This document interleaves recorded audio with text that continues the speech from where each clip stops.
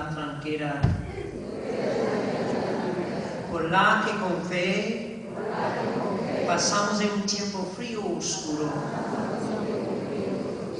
al nuevo tiempo esperado, en donde amanece el sol, que es Cristo resucitado. Nueva civilización del amor esperanzando, que nos señala la senda hacia una patria de hermanos.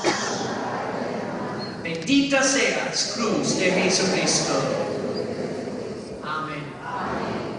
Padre José, invito a ti a acercarse para empezar nuestro tiempo. Siéntese, pueblo de Dios. Carismas y dones. Dios a uno les ha dado carismas distintos, ¿verdad?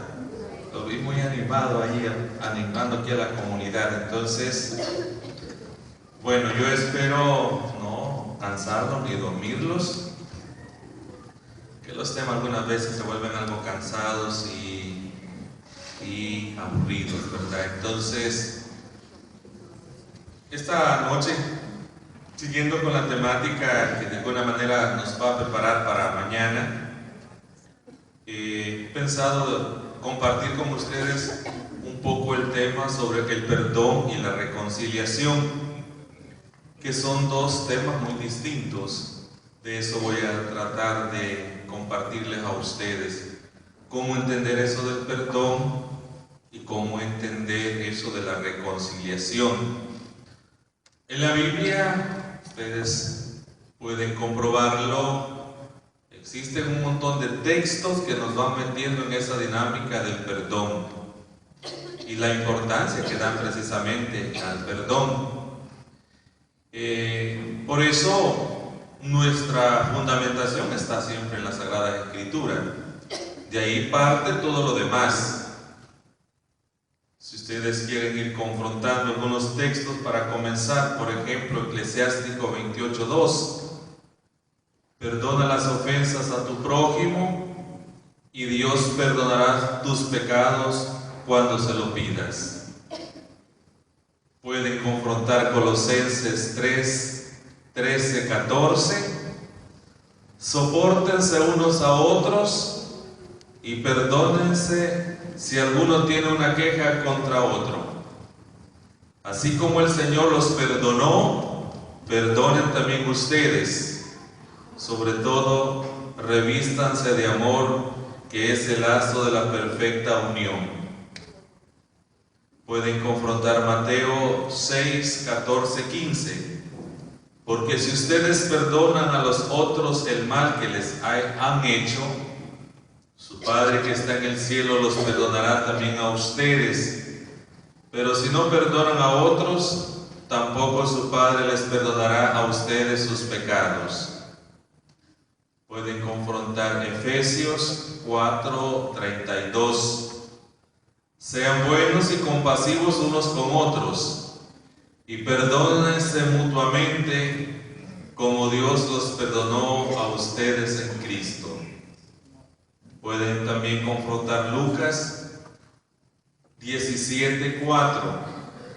Aunque peque contra ti 7 veces en un día, si 7 veces viene a decirte, no lo volveré a hacer, debes perdonarlo. Y quizá los textos que nos pueden fundamentar mucho más la reflexión que quiero compartir con ustedes está en Mateo 18, capítulo 18, versículos del 21 al 22. Entonces Pedro fue y preguntó a Jesús: Señor, ¿cuántas veces deberé perdonar a mi hermano si me hace algo malo? ¿Hasta 7 veces? Jesús le contestó: no te digo hasta 7 veces, sino hasta 70 veces 7. Pueden confrontar también 1 Juan 4:20. Si alguno dice, yo amo a Dios, y al mismo tiempo odia a su hermano, es un mentiroso. Pues si uno no ama a su hermano a quien ve, tampoco puede amar a Dios a quien no ve. Jesucristo nos ha dado este mandamiento: que el que ama a Dios ame también a su hermano. El que ama a Dios, el que no ama, no ha conocido a Dios, porque Dios es amor. Juan 4:8. Entonces, encontramos en la Biblia una serie de fundamentación sobre el sentido del perdón que debe darse entre las personas.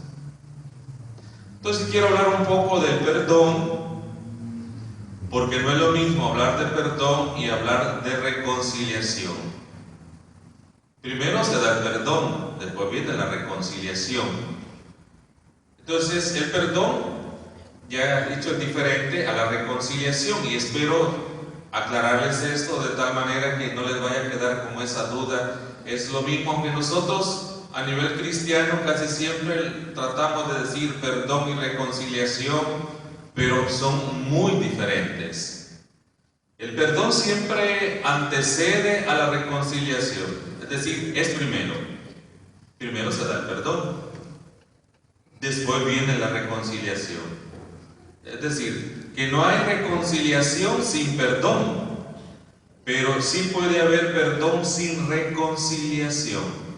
A ver cómo lo digo de otra manera.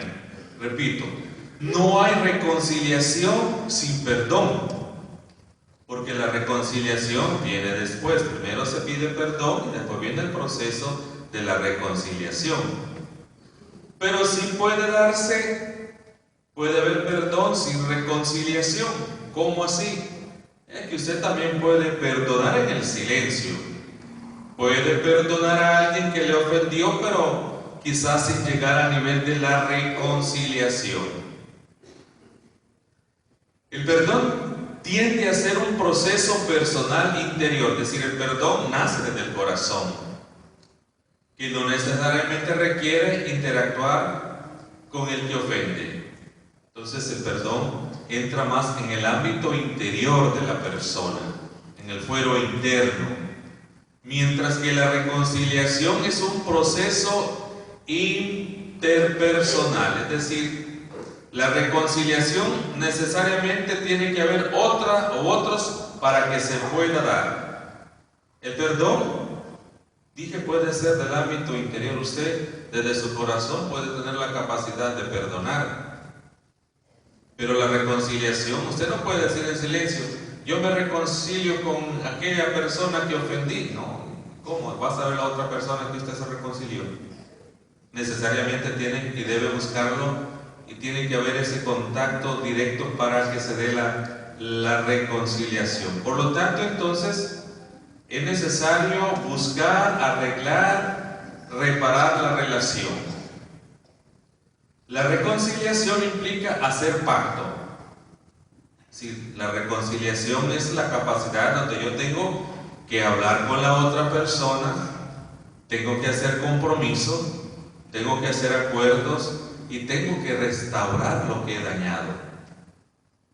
Entonces necesariamente yo tengo que buscar a la otra persona.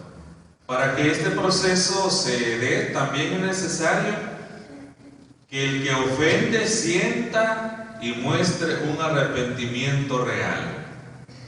Es decir, yo busco la reconciliación, pero también de la otra parte debe haber una actitud positiva, debe abrirse al diálogo para que se dé la reconciliación. De lo contrario, esa reconciliación queda incompleta. Y por eso fíjense que muchas veces los conflictos, las situaciones que se dan, nunca llegan a tocar profundamente, porque puede ser que una de las dos partes esté interesado en buscar la reconciliación, pero puede ser que la otra parte no lo esté. No es cierto entonces eso que se dice perdón y olvido. No es cierto. Se ha metido en la cultura religiosa muchas veces que se habla y yo perdono y debo olvidar. Mentira, usted no puede olvidar. Sí, es que no. ¿Y por qué no puede olvidar? Porque uno en el inconsciente, en el cerebro, hay un inconsciente que iba guardando toda la información. Es increíble. la capacidad que tiene el cerebro, ¿verdad?, de ir guardando tanta información. Y allá en el subconsciente, ahí van quedando todas las cosas buenas y cosas malas. ¿Cuándo se le va a terminar a usted de tener esas cosas? Cuando día que se muera, o cuando tenga un derrame, o cuando termine loco, ¿verdad? No sé cómo se llama eso, sí. Pero mientras tanto, usted siempre lo va a guardar. Ahora, en ese proceso, lo que pasa es que uno termina aceptándolo y ya se vuelve menos doloroso. Pero eso está en el cerebro y de repente sale, de repente se va a acordar. Yo le garantizo y le puedo asegurar que una mujer que ha cometido un aborto voluntariamente jamás se le va a olvidar en su subconsciente lo que hizo. Jamás. Aunque haya se arrepentido, aunque Dios la haya perdonado, y de eso no dude. Pero allá está, o alguien que ha hecho una cosa grande, fea, no se le va a olvidar jamás. Porque ahí está guardado en el inconsciente. La gente que padece de Alzheimer o de demencia senil, la gente que comienza ya a patinar, ¿verdad? Como yo, sí, comienza a recordar solo el pasado. Fíjense, la gente que padece de Alzheimer siempre están recordando el pasado. El presente no se acuerdan.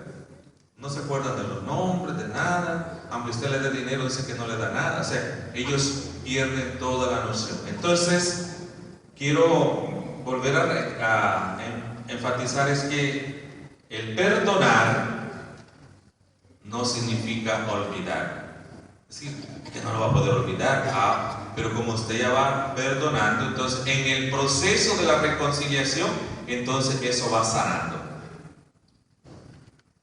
Aunque en la mayoría de situaciones la reconciliación es el resultado más deseable, existen situaciones en las que reconciliarse puede representar un riesgo para la víctima. Es decir, hay reconciliación, lo presento, para darme a entender, una infidelidad, los casados lo entienden mejor eso, una infidelidad, ya sea un hombre o una mujer, falla en su matrimonio, comete una infidelidad, ya sea el hombre o la mujer, porque aquí en Estados Unidos es pareja la cosa, parece, ¿verdad? No estoy tan seguro de eso, pero parece que no sé si van 2-1 o 1-1, no sé cómo va la cosa aquí. Aquí sí, no me voy a meter. Pero supongamos que el hombre comete una infidelidad, reconoce la falla, se arrepiente, busca a su esposa y le dice: mira, fallé, quiero que me perdones. La esposa, de seguro, viendo la actitud, viéndole la cara, no sé cómo decirlo, ¿verdad?, del hombre, de seguro dice: sí te perdono, pero no lo olvido. Esa parte segunda, eso se llama reconciliación. Le va a perdonar, de acuerdo, perdona el hecho. Pero la parte de la reconciliación, ¿cuánto tiempo creen que va a tardar? Para que esa confianza vuelva al punto original, ¿cuánto cree que va a tardar eso? No sé. Ahí las mujeres tienen que hablar, no sé cómo, pero la reconciliación puede tardar 5 meses, 1 año, y hay personas que toda la vida no son capaces de reconciliarse, y siempre viven recordando y sacando en cara una falla de uno de los dos. Significa que el perdón no fue sincero y que la reconciliación no se dio jamás. Reconciliar es como reencontrar, volver al punto original donde estaba una relación bonita. Imagínense un matrimonio que se llevan tan bien, que son una pareja modelo, testimonio, que se aman, que se ayudan, que se apoyan. Falla uno de los dos, pide perdón. La reconciliación, para que esa confianza vuelva a ese punto cero, va a tardar. Esa es la parte de la reconciliación. En la comunidad, un grupo de un ministerio cualquiera, unos hermanos se discuten y medio se enojan y se vuelven ahí medio se distancian, ¿verdad? Y eran amigos o amigas. Imagínense el ministerio. Estoy exagerando, yo sé que esto aquí no se da, ¿verdad? Yo no aseguro que no se puede dar eso, ¿sí? Pero imagínense que por X razón da un conflicto entre dos hermanos de la comunidad del ministerio de oración, no, mejor de otro, ¿verdad? Aquí están ustedes hoy. De otro, ¿verdad? Mejor de otro, sí. Yo les aseguro que esos hermanos, aunque se perdonen, le garantizo que volver al punto primario de la amistad sincera y que vivan va a tardar. ¿Cuánto? A saber. Esa es la parte de la reconciliación. Fíjense, quizás el perdón, porque es más fácil decirlo, ¿no? Pero la reconciliación entonces implica tiempo, implica actitudes. Pero hay cosas que marcan la vida que no es tan fácil perdonar. Y desde la psicología dicen lo mismo. Por ejemplo, ¿cuántas veces en el caso de una violación, imagínense una mujer que fue violada a temprana edad, fue violada por un pariente, por alguien más cercano, ¿creen que le va a ser fácil a esa persona en la reconciliación? No va a ser fácil. ¿Por qué no le va a ser fácil? Porque hay muchas heridas en ella. Y las heridas cuesta sanarlas. No es fácil. Por lo tanto, entonces, el riesgo para la víctima no es y en este caso hay que dejar tiempo para que se pueda reconciliar. Es más, algunas veces quizás no se va a dar. Imagínense que el victimario está en la casa y si el victimario no ha dado muestras de conversión y de cambio personal, ¿y cómo se va a ver perdón si ahí está viendo al verdugo o la víctima? Entonces son de esos casos. ¿Qué es el perdón entonces? Es el proceso voluntario de cambiar las actitudes y emociones negativas que tenemos frente a quien nos ha ofendido. Son actitudes, son emociones. Porque nosotros, los humanos, nos movemos a través de las emociones, de los sentimientos. Estamos alegres, de repente estamos enojados, estamos enfadados. Así somos. Nos movemos por actitudes, nos movemos por emociones negativas también. Pasa alguien, nos saludó, a saber qué le pasó, ¿verdad? A ver qué le hice. Comienza uno a especular. Porque el cerebro tiene una capacidad de imaginarse las cosas, híjole, como ustedes no tienen idea. El cerebro es como el órgano más indefenso que tenemos las personas. Por eso el cerebro no entiende de bromas. En serio, fíjense, dicen los psicólogos, el cerebro, esa masa que se llama cerebro, no entiende de bromas. Y uno dice, ¿y el cerebro cómo así? No entiende de bromas. Ahora entiendo por qué las mujeres se creen tantas cosas que le dicen los hombres, ¿verdad? O viceversa si quieren ustedes, pero en serio, el cerebro lo entiende. Por eso el daño también que se le hace a los niños y a las niñas cuando se les dice palabras fuertes, grandes o groseras. O aquellas frases, no sé si, ojalá que yo no creo que se digan, pero cuando a un niño se le decía, que vos no servís para nada. Es que vos sos torpe, es que vos sos estúpido, sos tonto. Esas palabras, ya dije, el cerebro las va almacenando y le queda en el inconsciente. Perdone que mencione mucho los psicólogos, pero es que a mí me encanta la psicología. Creo que en vez de haber sido sacerdote hubiera sido psicólogo, mejor sí. Dicen los psicólogos que la etapa desde que el niño o la niña está en el vientre hasta los 9 años es la etapa más delicada de un niño y una niña. Es la etapa donde podemos dañarles o realizarlos como personas. Es la etapa más delicada. Y depende del ambiente, como vaya creciendo, así va a irse formando cada persona. Leyendo eso digo, ¿cómo habremos crecido ustedes y yo? ¿En qué realidades habremos crecido? Por eso venimos marcados con toda una historia del pasado y no la podemos borrar. Hay historias dolorosas que traemos desde nuestra infancia, desde que nacimos, o en la pobreza, en la miseria, o en un hogar desintegrado donde el papá era borracho. borracho, ¿verdad? No sé cómo se llama así, ingería alcohol, o donde venimos de un hogar donde los golpes se daban, ¿verdad? Donde el esposo golpeaba a su esposa, ultrajaba. Entonces, toda esa carga emocional negativa la vamos cargando. Entonces, esas son las famosas heridas que llevamos nosotros. Entonces, por eso las emociones son negativas algunas veces. Y sobre todo, cuando vemos a alguien que nos ha ofendido, ¿cuál es la reacción que tomamos cuando nos encontramos con alguien que nos ha ofendido en la vida? La decisión de perdonar nos transforma y hace que ya no tengamos tanto deseo de venganza. El deseo de perdón ya nos hace apartarnos como de los deseos de venganza, de represalia o simplemente de permanecer alejados de la persona que nos ofendió.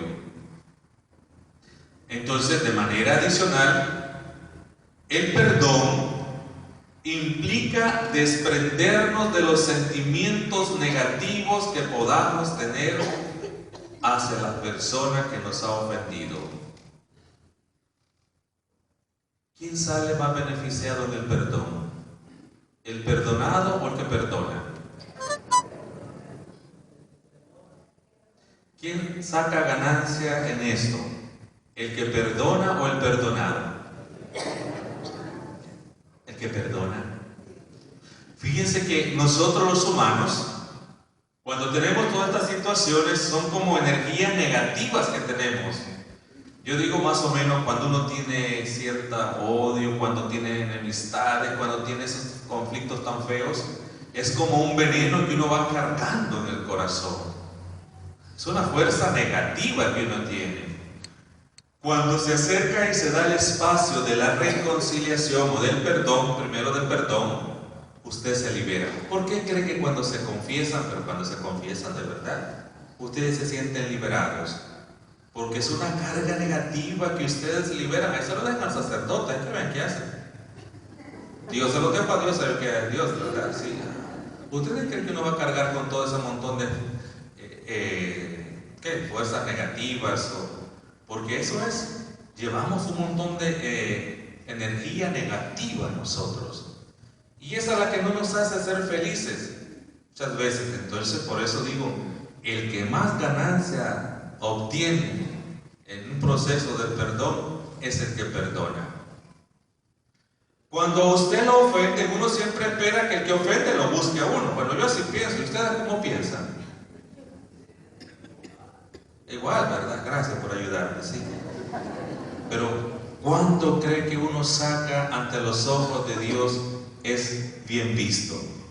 Cuando usted, aunque no sea usted el que ha ofendido, busque. No, hombre, pero eso cuesta. Más si somos orgullosos como yo, ¿verdad? Vanidosos, prepotentes, soberbios. ¿Qué más? Ustedes no tienen eso, ¿verdad? Esa es una virtud. Entonces, por eso ven, de ahí que vale la pena sacarnos de nuestro interior las rabias, odios, rencores, amargura. En algunos casos, perdonar también implica reemplazar dichos sentimientos negativos por compasión y benevolencia. Imagínense ustedes, alguien le ofende, pero después usted se da cuenta que esa persona que le ofendió, a saber qué problemas andaba, a saber qué situación difícil tenía. Cuando usted ya reflexiona y dice, no hombre, ese pobre, con razón reaccionó así, entonces usted también se puede volver como compasivo y benevolente. No es lo mismo que usted como persona de iglesia, cristiano, de comunión, de grupo de oración, reaccione a una persona que indistintamente se acerca a las cosas de Dios. Se supone que usted y yo, por conocer las cosas de Dios, tenemos más capacidad de comprensión y de entendimiento de los comportamientos de los demás. Se supone que usted tiene el Espíritu Santo, que tiene conocimiento de Dios. Deberíamos de ser diferentes. Entonces, quizás algunas veces hay que tener compasión porque el que ofende quizás está más lejos de Dios. En toda situación de perdón, La víctima debe reconocer que fue tratada injustamente, eso sí.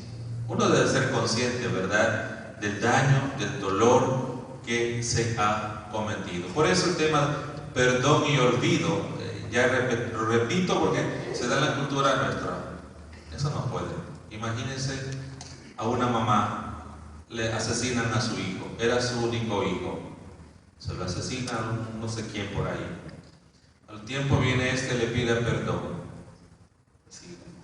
No solamente, el perdón significa, hay que meterse en otros temas que no quiero hacerlo, pero el perdón implica verdad, implica justicia, implica reparación. 3 cosas, ¿verdad? Perdón le lleva a la verdad. La verdad es reconocer el daño que se hizo. Hay que hacer justicia. Y también, aparte de hacer justicia, hay que practicar la reparación. Y la reparación puede ser moral o puede ser económica. Pero bien, hasta ahí no quiero meterme más aquí suficiente con lo que estoy tratando de dormirlos ahorita a ustedes, ¿sí? Porque al final yo lo que quiero llegar es esto, miren, me adelanto un poco a eso. Si humanamente no estamos bien, si esta materia que se llama ser humano, no estamos bien ni psíquica ni emocionalmente, ¿cómo lo vamos a estar cristianamente? No se puede. Y ahí nos da la pauta para entender por qué muchas veces no logramos terminar de sanar, porque la materia prima, que es la parte humana, no está bien. Y sobre esta parte humana, sobre usted, cada uno de nosotros, si no estamos bien, la gracia de Dios cuesta que penetre y llegue. Es que la gracia, los sacerdotes entendemos esta parte, nos enseñan en los seminarios, la gracia presupone la naturaleza. Dios no va a hacer grandes obras, prodigios, si nosotros humanamente no estamos bien. Es como los que trabajan en hospitales, ¿verdad? Alguien que se hizo una herida y así por encimita le haga una cosita y le ponga unos, no sé cómo se llama eso que le ponen, ¿verdad? ¿Ustedes creen que queda curado? A los días esta persona va a tener problemas. ¿Qué es lo que hacen cuando alguien está herido? Lo primero que le vuelven a abrir y le echan un montón de cosas y le arde a uno, ¿verdad? Está la conciencia ahí. Y después ya le ponen, no sé cómo se llama, y entonces se da la sanación. Lo mismo pasa en nosotros los cristianos. Si la parte humana, emocional, no está bien, yo con todo respeto se lo digo, el Espíritu, claro, Dios tiene poder, sí tiene poder de sanarnos, sí, pero es que Dios respeta también la parte humana porque Él nos ha creado humanamente a nosotros. Pero bien, por lo tanto, entonces, hay que hablar, para hablar también del perdón, para hablar de la reconciliación, hay que hablar de los conflictos. Entonces, si quieren ustedes en escala así, ¿verdad?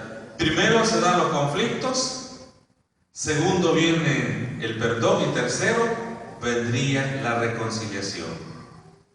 Pero los conflictos son los que generan precisamente las situaciones de enemistades entre nosotros.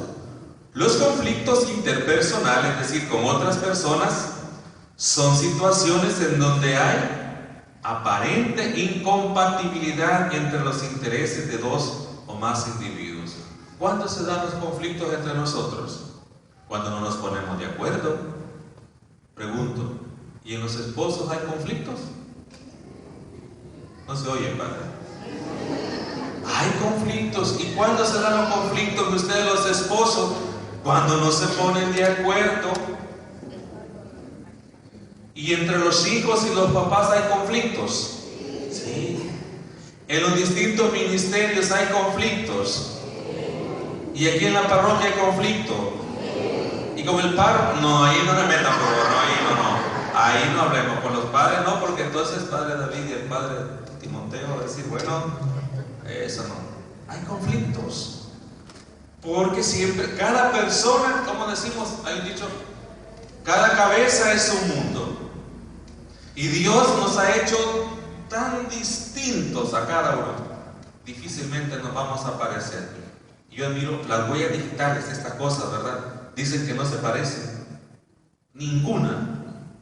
Imagínense qué misterio, ¿verdad? Y uno dice, tan fácil, si los mismos dedos tienen, bueno, uno tiene un dedote tan feo, pero que digo, y fíjense, las huellas digitales no se repiten jamás.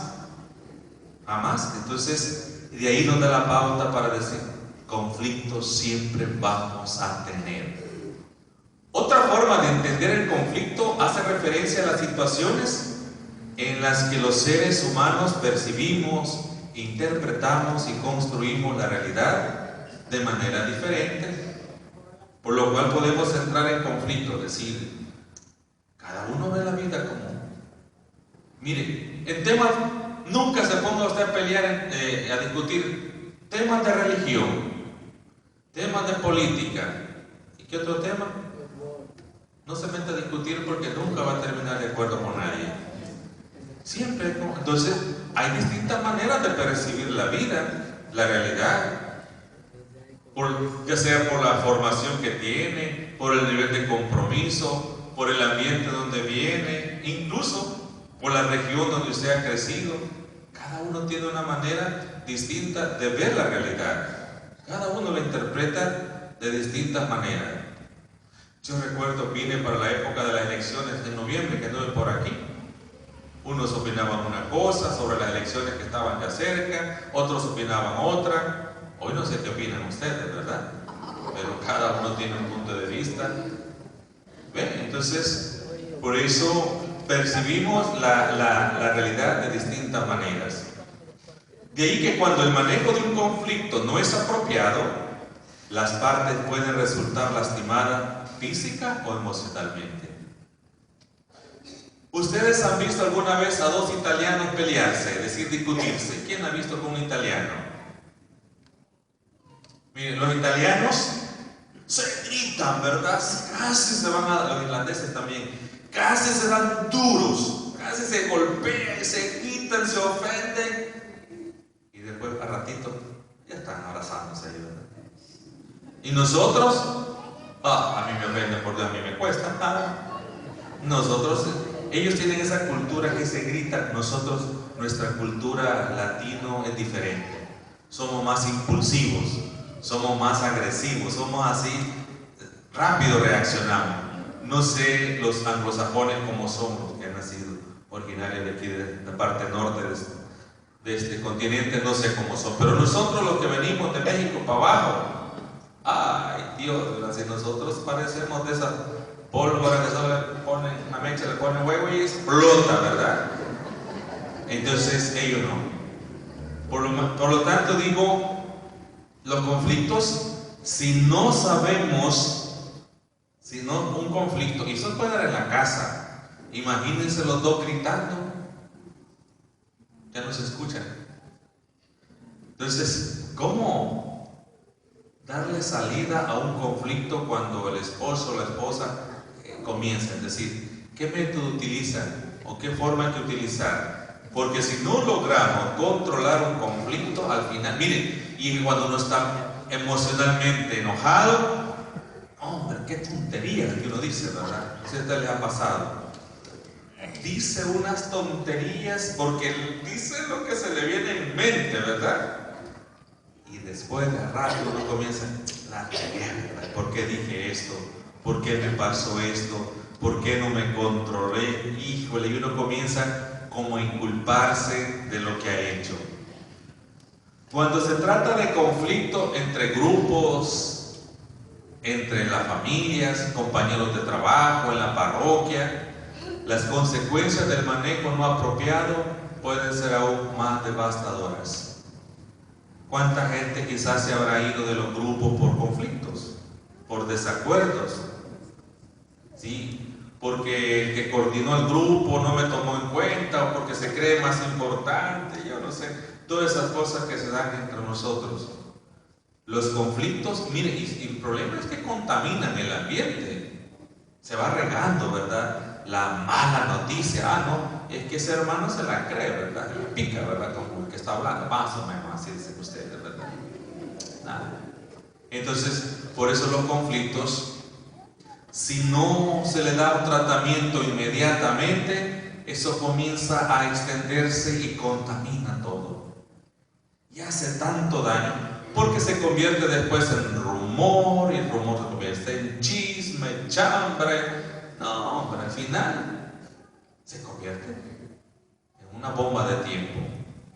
Por eso es importante los que coordinan los distintos ministerios, los que están a la cabeza de una área de pastoral, no sé cómo le llamen, deben de estar atentos para ver dónde está quizás aquel malestar. Porque cuando comienza se puede. Ya después, cuando el conflicto se les escapa de las manos, es más difícil. Ya no puede controlarlo.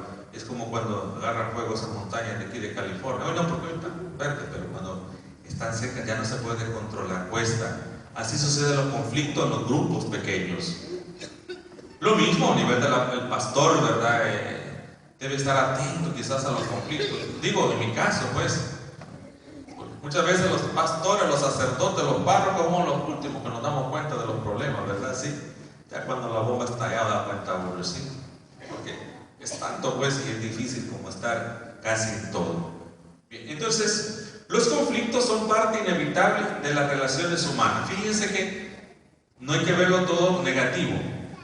Los conflictos son parte inevitable de las relaciones humanas debido a la variedad de pensamiento, intereses y metas de las personas. Entonces, en otras palabras, siempre va a haber conflicto entre los humanos. Siempre. ¿Por qué? ¿Por qué Caín mató a su hermano Abel? Porque tuvo envidia, celo, ¿verdad? Porque la ofrenda que le presentó a Yahvé, a Dios le agradó más. Imagínense, desde las primeras páginas de la Biblia ya encontramos conflictos, ¿verdad? Entonces, quiere decir que los conflictos entre nosotros siempre van a estar. Por lo tanto, los conflictos interpersonales, es decir, con las demás personas, en sí mismos no deben verse como algo negativo. Porque cuando se manejan y se resuelven de manera pacífica, las partes pueden tener aprendizajes muy valiosos. Sí, también de los conflictos se pueden sacar cosas positivas. Yo siempre traigo el ejemplo del matrimonio porque creo que es la parte más sensible. Después de un conflicto, que viene el perdón, la reconciliación, cómo la pareja aprende a llevarse mejor. Si es que fue sincero y fue honesto. Y ahí que entonces hay que decir algo más sobre el conflicto. Dije, el conflicto me lleva al perdón y el perdón me lleva a la reconciliación. Yo espero que me estén siguiendo el juego, que no los esté confundiendo más, si no, a mí me perdonan y me dicen, no estoy entendiendo lo que me estás diciendo, pero la tarea es confundirlos, perdón, la tarea es en serio, pero siempre el conflicto me lleva al perdón y el perdón me lleva a la reconciliación. ¿Existen algunas maneras cómo manejar un conflicto con los demás? Lo primero que algunos lo que hacen es, para evitarlo, buscan evadir a la otra persona involucrada en un conflicto. Eso no evita el conflicto. Dice, no, yo mejor voy a evitar acercarme, relacionarme, comunicarme con esta persona para evitar más conflicto. No sé si lo evitan o lo prolongan. Otros lo que buscan, imponen sus intereses personales. Entonces dice, el que manda aquí soy yo, ¿verdad? El que toma las decisiones aquí soy yo, ¿verdad? Esa es la forma tirana. Eso no evita los conflictos. Otro podrá decir, bueno, pues que hay que ver que haga lo que quiera, ¿verdad? Cede y renuncia a los intereses personales. Deja que otro lo manipule. Tampoco, eso no ayuda a manejar los conflictos. Otro, y esta es la última, la que yo creo que nos debe servir a nosotros, busca acuerdos que beneficien a ambas partes. Sí. Si yo tengo un conflicto, el Evangelio dice, ¿verdad? Si tu hermano peca o falla, búscalo a solas. Y si no te hace caso, pues busca, ¿cuánto dice más? Busca 2, 3, no sé cuánto, lo que ustedes quieran. Y si no entiende y no hace, entonces, ¿qué hay que hacer? Díselo a la comunidad. Nosotros hacemos al revés, ¿verdad? Cuando alguien tiene, primero lo decimos públicamente, después lo buscamos, ¿verdad? Ay Dios, así no funciona eso, porque ya hay heridas, hay resentimiento. Entonces, quizás buscar acuerdos que beneficien a ambas partes. Solo esta última representa una estrategia efectiva para manejar conflictos, ya que tiene en cuenta tanto los intereses personales como el cuidado de las relaciones interpersonales. Aquí hay que ceder. Primero, aceptar con humildad, me equivoqué, y buscar la manera de acercamiento, no de imponer, no de ceder, no dejar que el otro tome mis decisiones, ni tampoco aquellos que evitan, ¿verdad? Es que yo prefiero no meterme en conflictos. Entonces no sirve. Si los conflictos son necesarios, muchas veces ayudan a crecer, he dicho. ¿Por qué entonces es importante saber resolver conflictos? Aprender a resolver conflictos de manera pacífica sería una de las cosas deseables en toda la esfera de nuestra vida. Qué bonito sería, ¿verdad?, que cuando tenemos problemas los solucionáramos así, de una manera bien bonita, bien pacífica, ¿verdad? Eso sería lo ideal. Y a eso estaríamos llamados. Pero muchas veces no es así. Los conflictos entre las familias son difíciles. Los conflictos que se dan en la pareja son difíciles. No se dan así tan pacíficos que se digan. Los conflictos con los vecinos, con los amigos, con los compañeros de trabajo, en la escuela, en la parroquia, en la comunidad, en el ministerio, en el grupo que esté. Es difícil. Los conflictos entonces cuesta si no los sabemos llevar de una manera apropiada. Por lo tanto, entonces, cuando los conflictos se resuelven de tal forma, es decir, cuando lo hacemos de esa manera bastante pacífica, entonces todos salimos beneficiados. No solo hay la posibilidad que la relación se fortalezca, sino de prevenir que estos conflictos escalen y se generen desenlaces violentos. Quizás habría que preguntarnos cómo nosotros solucionamos los conflictos que se dan. ¿Qué estrategia utilizamos a nivel de los movimientos, de los grupos, de la parroquia, de la familia, del trabajo? ¿Cómo solucionamos los conflictos? Es decir, es una pregunta básica. Y de ahí que algunos pasos que nos pueden servir. Ya termino esta partecita, ¿verdad? Porque ya es que traía como 100 páginas, pero no te voy a decir, ¿sí? ¿Cómo lograr entonces, esta parte y pasar del conflicto, pasar al perdón? Bueno, lo primero es decir que hay que aceptar que yo quiero perdonar. Y el perdón no se debe imponer, debe nacer del corazón. Que no nos pase como cuando éramos hipotes en nuestro pueblo, no sé si a ustedes les sucedía, cuando dos hermanos se peleaban y se golpeaban, ¿cuál era el castigo que le daban los papás? ¿Se recuerdan? Los juntaban y algunos te le echaban sal en la espalda, ¿verdad? Y los obligaban a que se pidieran perdón. ¿Ustedes creen que eso se perdonaba? Ay, todos. No, ¿cómo se van a perdonar? Claro, los estaban obligando. Pero ¿ustedes creen que estaban perdonándose? No, lo tenían que hacer porque no les quedaba de otra. Entonces, primero hay que sentir la necesidad de perdonar. Luego, tener la capacidad de reconocer la ofensa que yo he hecho o que me han hecho. Eso es básico. Luego, identificar las emociones negativas que tengo frente a una ofensa. Hay gente que tiene capacidad de aguantar, hay otros que a la primera ya están listos para el combate, ¿verdad? En serio. Bien, entonces yo quiero cortar aquí la parte esta, porque hoy sí se me están durmiendo, perdónenme, pero es que este es un tema. Es que estoy mezclando parte de la psicología y parte de la Biblia, porque para mí se complementan, ¿verdad? Sí, quizás por eso. Pero tienen toda la libertad de no entenderme hoy. Al final, en serio, tienen todo el derecho de decirme, hoy no entendimos ni nada, ¿verdad? Pero detengámonos aquí porque necesitamos. Empatía significa ponerme en lugar del otro. ¿Cómo usted va a sentir empatía por alguien que le ofende? Es difícil. Otros dicen ponerme en el zapato del otro, ¿verdad?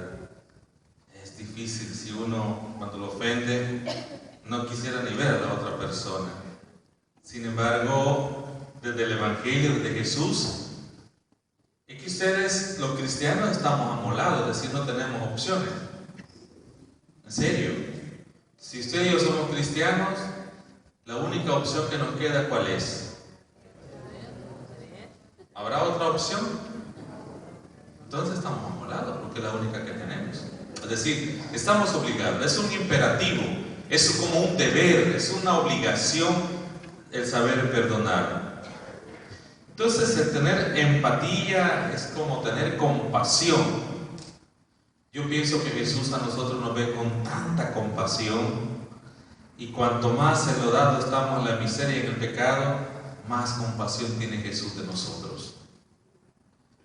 Aunque este paso pueda resultar difícil en algunos casos, la investigación asegura que entender las experiencias, sentimientos, circunstancias y motivaciones del que ofende contribuye muchas veces al perdón.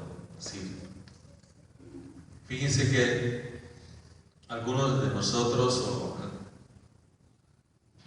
hay personas que cuando son jóvenes cometen un montón de tonterías y locuras, y cuando ya llegan como a los 50 y 60 años, comienzan a culparse de las cosas que cometieron. ¿Será correcto eso? Ya no se puede. Lo hecho está. No es lo mismo.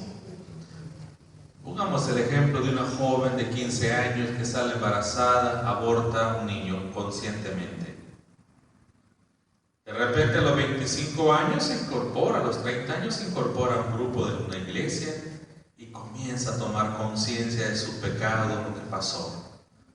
Claro, fue pecado, sí, pero no puede estarse culpando de una acción que cometió porque no tenía la misma capacidad que tiene hoy que ha conocido a Dios. No es lo mismo. Cuando usted y yo conocemos a Dios, ahora, a este nivel de ustedes, los que estamos en la iglesia, cuando cometemos un pecado, ¿ustedes creen que no somos conscientes de lo que hacemos? ¿Ah? ¿Ustedes creen que yo como sacerdote no soy consciente de los pecados que cometo? No, ¿verdad? Sí, pensé que no. Claro que sí.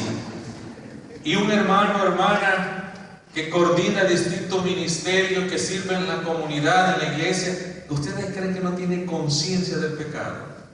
Claro que lo tenemos. ¿Y ustedes, los que están en el grupo de oración? Todos. Entonces, a este nivel, por eso a nosotros ya se nos exige más. Que aquella persona que cometió una tontería en cierta etapa de la vida, no estoy diciendo que no es pecado, no estoy diciendo eso, pero no es la misma dimensión de gravedad. La materia es grave, pero la conciencia que se tiene no es la misma. Por eso entonces algunas veces hay que tener hasta compasión y misericordia por esta gente que ha cometido ese tipo de atrocidades en la vida.